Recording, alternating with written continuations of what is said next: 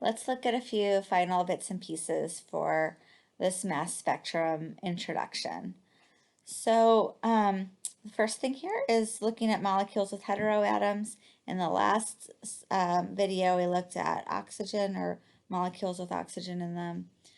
Here, let's look at molecules with nitrogen, chlorine, and bromine.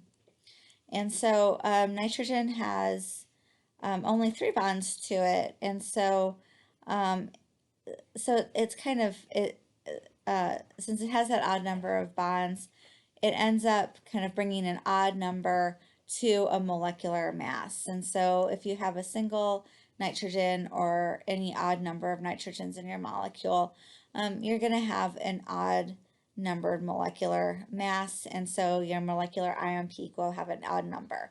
So whenever you see it being odd, no, you've got nitrogen in there. For chlorine and bromine, to tell that you have either of those in your mass spectrum, you want to look at the molecular ion peak and then the M+2 peak, which is 2 over from the molecular ion peak. So molecular ion peak, M+1, M+2. So for chlorine, the ratio between the M plus, the molecular ion peak, and the M+2 peak is always going to be 3 to 1. So the molecular ion peak is going to be 3 times the size of the M+2 peak. And that's just because in nature, chlorine 35 and chlorine 37 exist in a 3 to 1 ratio. Bromine, on the other hand, exists in a 1 to 1 ratio of its 2 major isotopes. And so you get a 1 to 1 height ratio between the molecular ion peak and the M+2 peak. Now, one thing that's interesting here, just to note, is that in the fragment over here, that's definitely the loss of the bromine. You can tell partly because of how big, it's just the minus, it's minus 79, I think.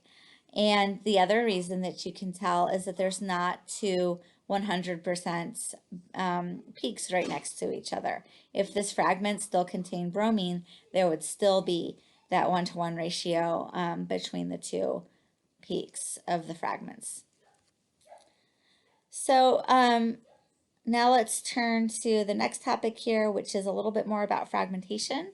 And if you remember in the last slide, we looked at common fragments in mass spectrometry, this table that you can find in your Klein text.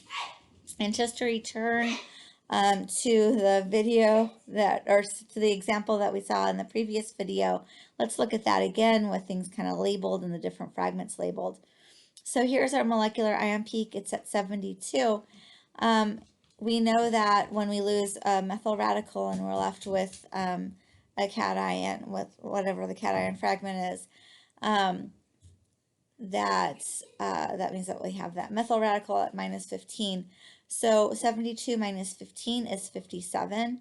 So this is the M minus 15 peak. This is the peak that results from the fragment having lost a methyl radical. So similarly, this larger peak up here is the M minus 29. This is when that molecular, when the molecule or the molecular radical cation has lost an ethyl radical. We wind up with a peak at 43 because 72 minus 29 is equal to 43. And so then you can also see that there's some slightly smaller peaks at M minus 30 and M minus 31, and those are due for subsequent losses of hydrogens. So finally, here is a loss of a propyl radical, or the propyl radical, and we're left with an ethyl radical cation having that molecular weight of 29. So whenever you see a minus 29 peak, know that the molecule has lost a ethyl radical. If you see a M minus 43, it's lost the propyl radical, etc. So thinking about what the molecule could actually look like, that this spectrum represents. It could represent just pentane over here, and of course we could lose a methyl.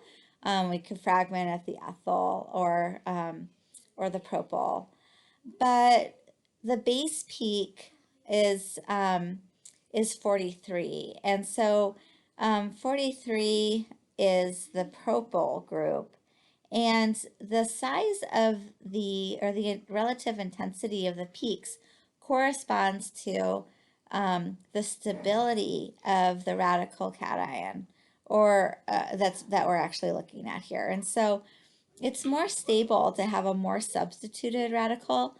So if radical cation, so it's possible that this is the structure, and the fragment that we're looking at right here, represented by the base peak, is actually this isopropyl group right here. So I think that's probably a good place to stop. We can look at some types of mass spec in class.